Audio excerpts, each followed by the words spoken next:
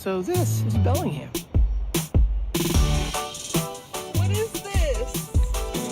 This is our sweet new girl. This is one thing I want you to know.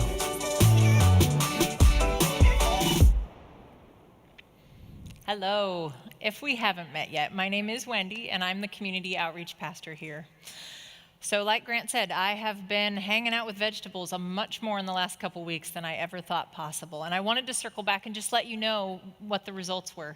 It turns out that our Bellingham campus gave away 450 boxes of vegetables. And between the 5 other campuses around Whatcom County, they were able to give away another 500 boxes.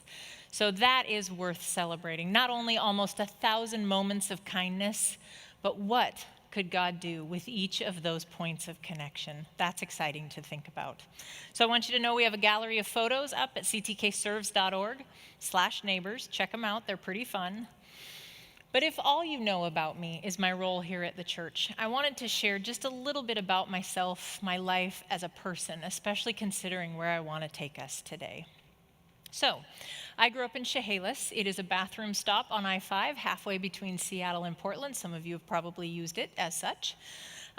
Both myself and my husband Chris, who was playing bass just a moment ago, moved to Bellingham to go to Western Washington University, and we loved it, and we love Bellingham, and so we never left.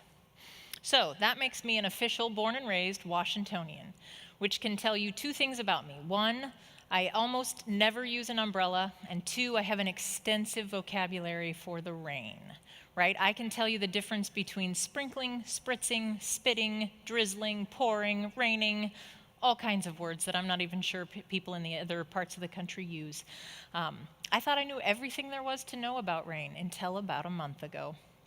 So, our daughter Cynthia managed to graduate in the midst of COVID craziness back in June, and she is going to a university in Louisiana that decided to give it a go with in-person classes. So, a week before Hurricane Laura hits, we find ourselves as a family in New Orleans. Can I give you a travel tip? If you want to see New Orleans, don't do it in August. It's really hot, really. So we wake up the first morning there in our hotel, and like any self-respecting tourists, we check our weather app. And there it says, today will be 94, feels like 102, 87% humidity, and this cute little icon of a dark cloud with a lightning bolt. Okay, so off go the Powells. Man, it's hot. We're in flip-flops, shorts, tank tops, and then about 1:30 p.m., that little icon hits while we're standing in line to get some beignets at Café du Monde.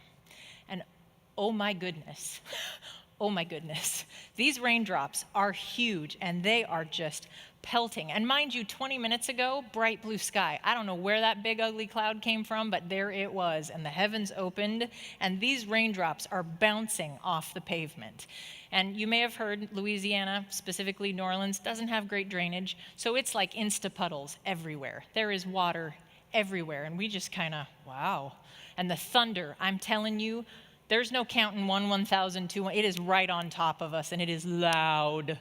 It is bone-rattling.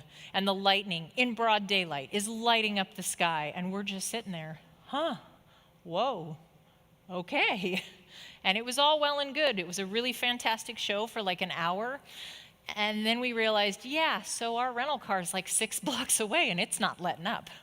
I'll save that part of the story for another day. It made for a great photo, though. So here's what I can tell you. I'd like to, if we can, use rain as an analogy for pain.